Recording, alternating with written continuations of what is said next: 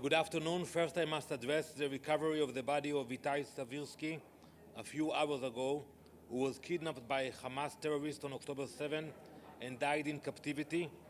While we again attend the UN circus surrounding the so-called question of Palestine, Israel remains focused on returning the hostages back to their loved ones and delivering justice to the monsters who torment them. You know, every year we meet here and we hear the same debates, villainizing Israel and not talking about the main issues, because the Assembly refuses to confront the truth. 77 years ago, the UN proposed a partition plan. We said yes, the Arab world said no. They rejected coexistence and instead declared war on the newborn Jewish state. Since then, the UN and many of its member states have helped sustain the rejectionism for decades. The General Assembly and its member states have encouraged rejectionism, and they fueled incitement and provided platforms for hatred and violence. Today in the General Assembly, I will be providing examples of how the PA and UNRWA educated hatred and glorified terrorists. I saw a tweet from UNRWA a few minutes ago that they are actually worried about their reputation. Well, it's too late. They should have been taking action against Hamas a while ago. They shouldn't have allowed UNRWA to infiltrate by Hamas. And today, when they care about the reputation, I tell them it's too little, it's too late. We will not cooperate with UNRWA. Israel will always be committed to peace, but the UN must not be mistaken. We will never waver in our determination to defend our people, protect our future, and bring all of our hostages back home. Thank you. Ambassador, the Secretary General today tweeted, or yesterday I think, I'm not sure, amid the gigantic humanitarian needs in Gaza, aid is outrageously being blocked.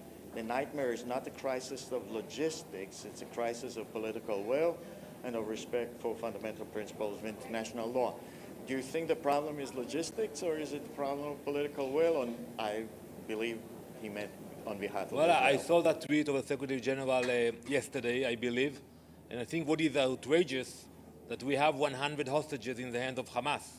I haven't heard him speaking about it lately, and I think we all know that we are not limiting the amount of aid coming into Gaza, period. No limitations on the checkpoints. The problem is what happens after that. How you deliver the aid to different locations in Gaza. We are working with international organizations. We are trying to support them, but we have to admit it. You know, it's hard. You have gangs. You have Hamas looting the convoys. So there are many, many issues that the Secretary General forgot to mention. And also, there's an exhibition at the entrance of the UN today. Your comment? Well, that's part of the circus, and I will speak about it in the General Assembly in a few minutes. That the Palestinians, they developed an expertise to blame Israel for everything and to play the victims. But for 77 years, you have those exhibitions, you have those debates in the General Assembly, but where it goes, where it brings the Palestinian. I think they have to change that method, stop with those games, and if they really care about the future of the Palestinians, they should distinct themselves from Hamas. Mr. Mansour will speak shortly. I can tell you without reading his speech, not only he will not distinct himself from Hamas, he will not mention Hamas by word. So it is about time that they will actually acknowledge reality. And the two-state resolution yesterday, will that promote the existence of two states? Well, I think if anyone wants to see genuine peace, it should come, first when we will see that we have a partner that condemns terrorism, that educates for peace, and we proved that we are a peaceful nation. We signed peace treaties with 6 Arab nations, and we all, inshallah, hopefully, there will be more joining the Abraham Accords. But first, we need to see that the PA distincts itself from terrorism. Thank you. Thank you very much.